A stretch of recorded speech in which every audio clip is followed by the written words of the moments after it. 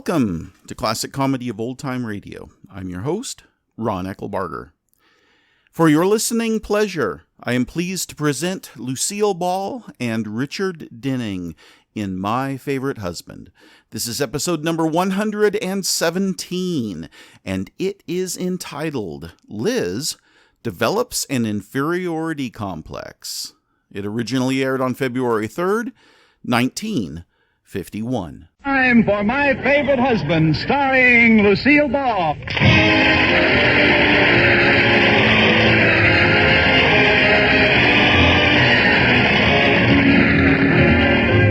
Yes, it's the Gay Family series starring Lucille Ball with Richard Denning as Liz and George Cooper, two people who live together and like it.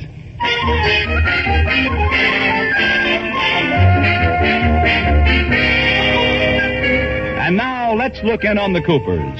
It's evening and they're entertaining George's boss, Mr. Atterbury, and his wife, Iris. Dinner is over and the group is in the living room. Liz, that was an excellent meal. Thank you, Iris. Oh, honey, that's the best dinner we've had in a long time. Yeah, those oysters. I must have eaten a dozen. 17, but who counts? 17? Aren't you ashamed? Lotus Bud, I was only doing it for you. For me? Certainly. I was trying to find you a pearl. Oh, sure. As long as you like the oysters, I'm happy. Say, speaking of oysters, have you heard the latest story that's making the rounds? No. What is it? Well, it seems there was a deep-sea diver and a mermaid. And one day... Rudolph, Yeah? is this a story for mixed company? Of course not. It seems there was this deep-sea and this mermaid... Rudolph. Iris, this company isn't mixed, it's married. Well, it doesn't sound like the kind of story you should tell when there are ladies present. It isn't. It seems... there was a mermaid. Rudolph. Very well. I won't tell it. Oh, darn. Oh, don't look so unhappy, George. I know a joke to tell. You do? Yes, and it's fit for mixed company, too. Well, tell it anyway. Well, I'm not very good at telling stories. You can say that again. Now, just try to get it straight. Well, you're a big help. Well, never mind, Liz. Go ahead. Well, it seems this woman went into a restaurant. Yeah? Or no, wait a minute. It was a man who went into the restaurant. Or was it a woman? Well, does it make a difference to the story? No. It made a difference in my story.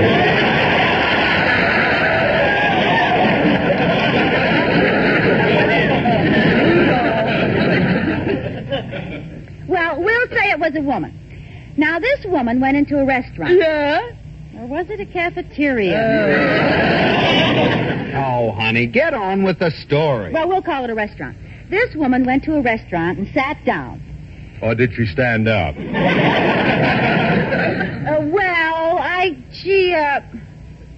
Mr. Atterbury, you're confusing me. Let her finish, Rudolph. Thanks. Well, this woman went into the restaurant and sat down and ordered a steak from the waiter.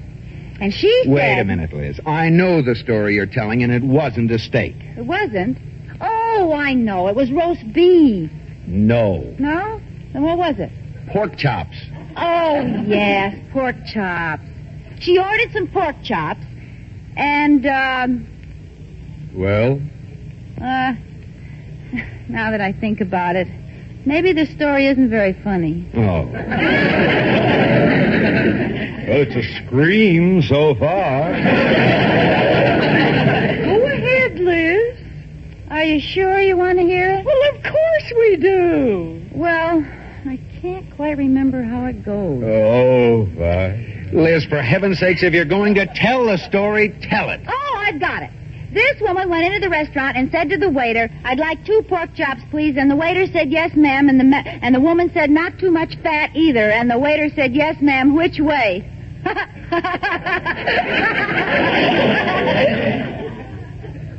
Well? Is that all? Yeah. Pretty funny, huh? Huh? Huh? I don't get it. Oh, you have no sense of humor. She has too. You Has just not. didn't tell it right. The woman said, I'd like 2 pork chops and make them lean. And the waiter said, yes, ma'am, which way?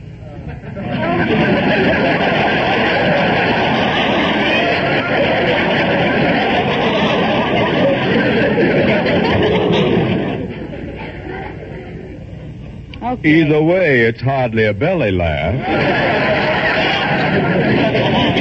Oh, you're right, George. Make them lean. I forgot that little part. Little part, the whole point. Oh, Liz, you've never told a joke right since I've known you. Oh. So you're sorry you married me. Now, Liz, there's no point in getting your feelings hurt. No, of course not. I've known worse joke tellers than you. Well, thanks. Now, Rudolph, you shouldn't have said that. Thank you, Iris. After all, Liz can't help it if she's a lousy joke teller.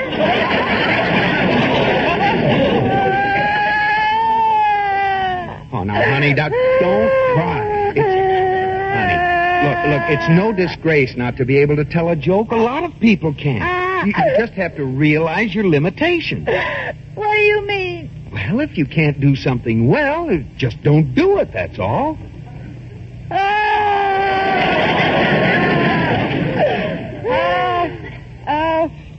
Why don't we all play bridge? Good idea. Capital suggestion.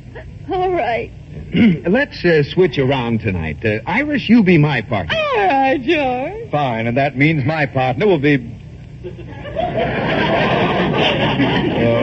Okay. Well, all right. We'll flip a coin and see who gets Liz. Never mind. You 3 play. I'll go out in the garden and eat worms.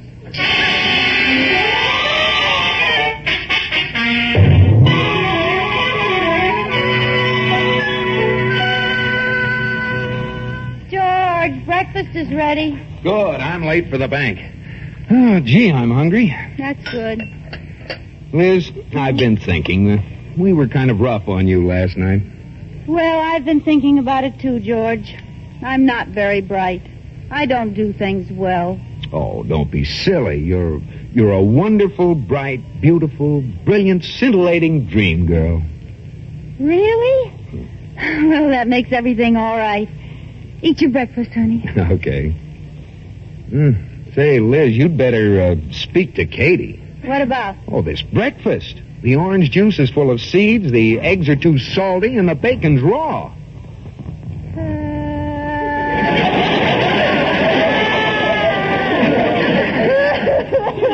What are you crying for? It's Katie's day off. I cooked the breakfast. Well, I've done it again. Chalk up another boo-boo. I was just kidding, dear. Really, the breakfast is delicious. No, it isn't. You were right. Look at that glass. You can hardly see the orange juice for the seeds. It's better for you that way. Roughage. Well, what about the salty eggs? Well, I like them good and salty. You know, that's the trouble with us Americans. We don't get enough salt. No? Well, the bacon's awful. No, not at all. I like it raw. Oh, stop. This proves it, George. I'm a flop. I can't tell jokes. I can't play bridge. I can't cook. I can't do anything. Oh, now, honey, you can do a lot of things. Name one. Well, you're very good at, well, you're wonderful at, well, you're really great at,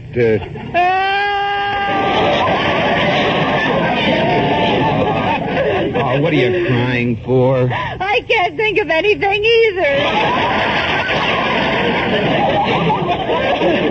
Now, Now, stop talking like that. You're getting an inferiority complex. Oh, no, I'm not, George. You're not? No, I don't need a complex. I really am inferior. Oh.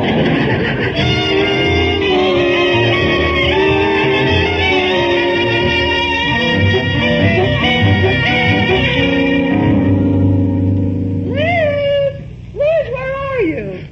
I'm here in the bedroom, Iris. Oh, why are you in bed in the middle of the day? Why not? Girl, what's the matter with you? Iris, you're the first person to come face to face with the thing.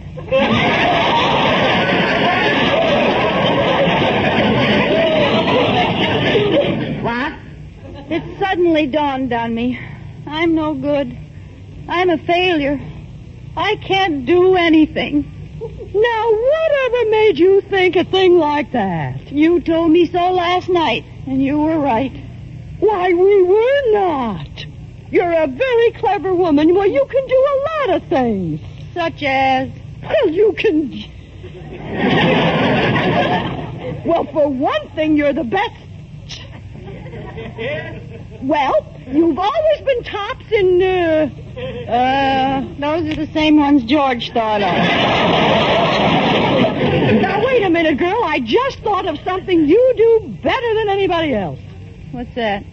There isn't another person in the world who gets their hair the color you do. Don't have to get nasty about it. It didn't come out the way I wanted it to. But look, Liz, why don't you get out of bed and get dressed? No, I'd probably put my dress on backwards. Oh, for heaven's sake, you're acting like a moron. That's so like me, isn't it? But this isn't getting you anywhere. Iris, I've been where I'm going. Liz! Oh, hi, Iris. Where's yours, boy? Liz, are you still in bed? Oh, George. Oh, I thought we settled this on the phone. I thought you were going to get up. Well, I was.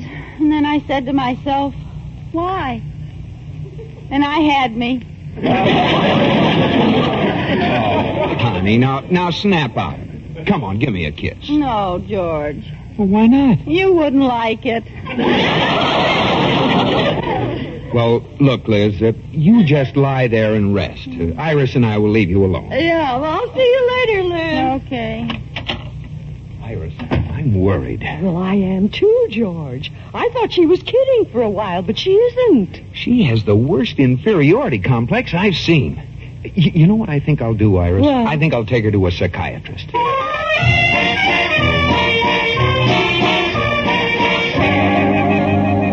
Well, that's the story, Dr. Eirbach.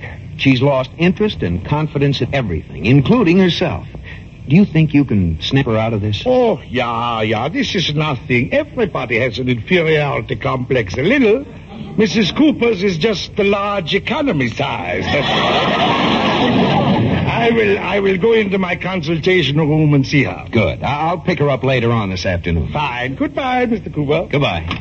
La, la, la, la, la, la, la, la. Well, now, Mrs. Cooper, we will begin finding out all about you. Lie down on the couch. Why? Well, when you go to a psychiatrist, you got to lie down on the couch. Why? Well, because it's, well, anybody knows that when you I don't know, that's what they do in the movie. Well, whatever you say. That's a good girl. Lie down. Now, let's commence at the beginning. Tell me all about yourself. Okay. Well? There's nothing to tell. I'm 100% dull. Oh, now there must be something interesting to tell. What about when you were a child? I was just as dull, only shorter. Well, what did you want to be when you grew up? Taller. You did, too. Well, everybody does that. Yeah. What else happened to you? Everybody has something interesting in their background. They do? Of course. Did you? Well, yes, but... Tell me about it. It's really pretty dull. Oh, nonsense. I'll bet it's exciting. Go on. Well, I had 3 sisters and 2 brothers. Mm-hmm.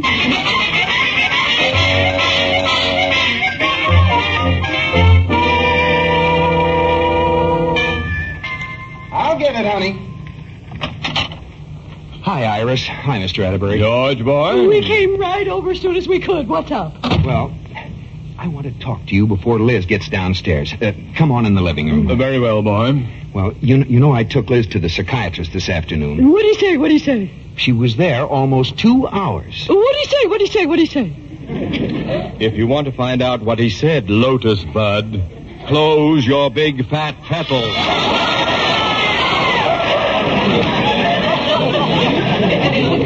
I'm sorry. What'd he say? Well, I couldn't talk to him at the office because Liz was there. But he just called me a few minutes ago on the phone, and apparently he didn't get very far. Oh, dear. He couldn't get Liz to talk. She clammed up. Liz clammed up? I know it sounds strange, but you haven't seen her in this new phase of hers. No, we don't know what it is, Rudolph, but she hardly says a word. Who cares what it is? Just go stand next to her and see if it's catching.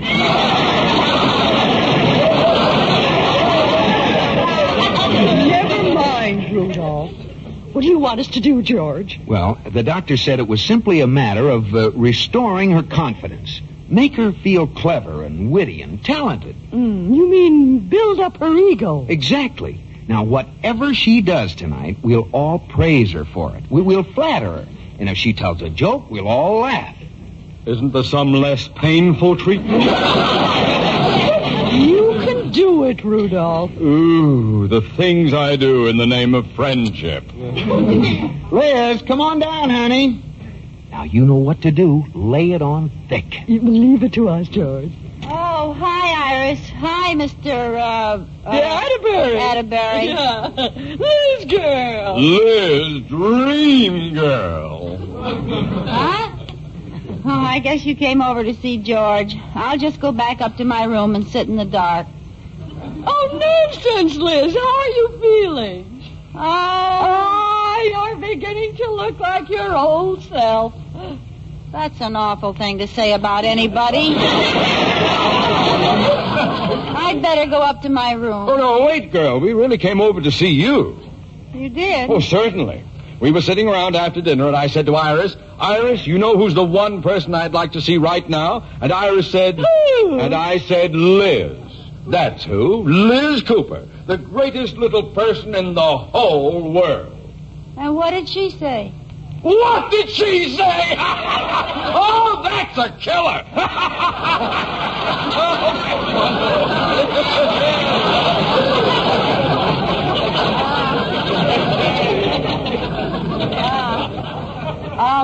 Say, Liz, I didn't see that dress before. That's new, isn't it?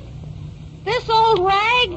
Well, it certainly looks beautiful on you. Oh, it's gorgeous. Iris, why don't you get a dress like that? Well, I would, Rudolph, but I don't have a figure like Liz's. Yeah, well, lucky you.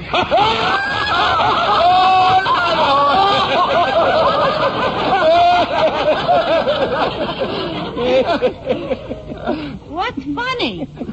You girl, why, your figure's stunning. Alongside of you, I look like a Try hippopotamus.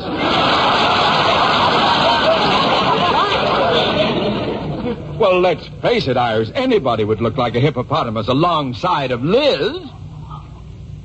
That's true. Say, I'd like to dance. Oh, so would I. How about you, Liz? Oh, no, thanks. You go ahead and dance with George. Oh,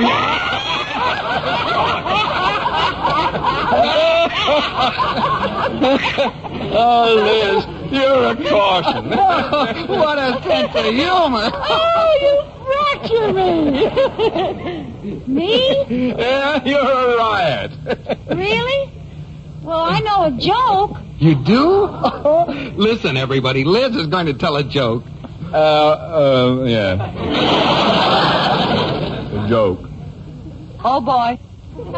Go ahead, tell us. Oh, we can't wait to hear it. Well, I'll probably mess it up and forget the punchline. Well, if you don't want to But, tell... it seems there were these two fellas, Pat and Mike.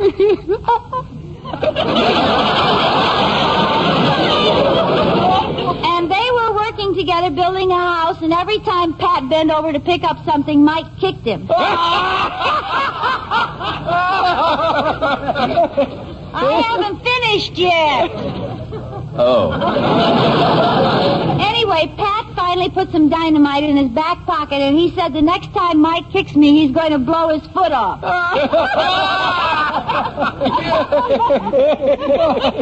Oh, you liked it, huh? You're going to blow his foot off. Oh, that's a witty one. Too thick, Rudolph. Well, that was a pretty good story, all right, Liz. Now, shall we all do I something... know another one. Oh, you do? Uh-huh. Go ahead, Annie, tell it. Well, it seems there was this bashful little worm, and one day he saw another worm, and he fell in love with it, and he said, "Will you marry me?" And the other worm said, "Don't be a fool, I'm your other end."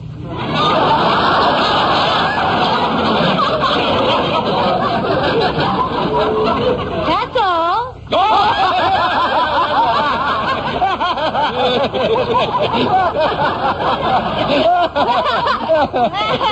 Pretty funny, huh? It was even funnier than the first one. Ooh, Liz, you're certainly a great little storyteller, all right. You really think so, Iris? Oh, I do. And now let's I know another one. You do? Keen. Shall I tell it? Sure, go on. Well, it seems there was a man, and one night he went into the lobby of the hotel where he lived, and he had a horse with him, and the doorman said... And the pet shopkeeper said the cat doesn't sing at all, the dog's a ventriloquist.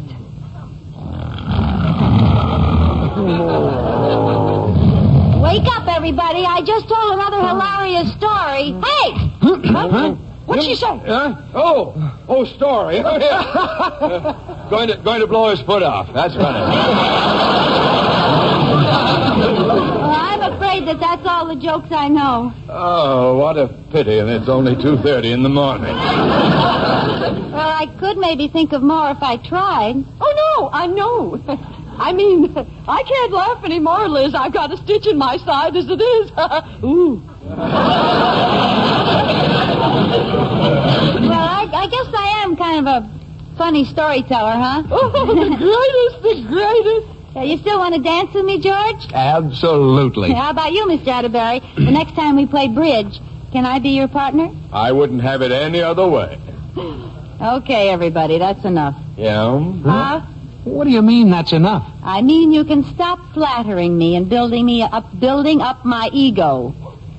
Liz, you knew what we were doing all the time. Uh-huh. I was listening on the extension when George talked to the psychiatrist. Well, for heaven's sakes, if you knew what we were doing, why did you let us go on all evening there like this? Because this is the first time in my life I ever got to be the center of attention for the whole evening, and I liked it.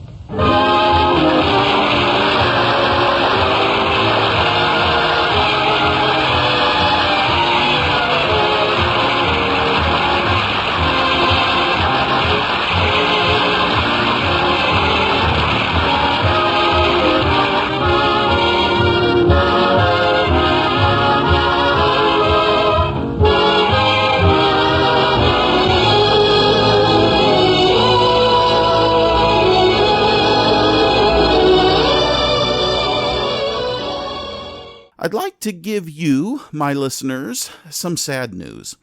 There are only 5 more episodes of My Favorite Husband. We will certainly miss Lucy after enjoying this radio show for almost 2 years. In 6 weeks, we will begin listening to the Bickersons on Monday.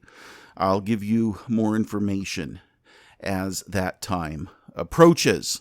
But for now, we will enjoy the last 5 episodes that we have of My Favorite Husband.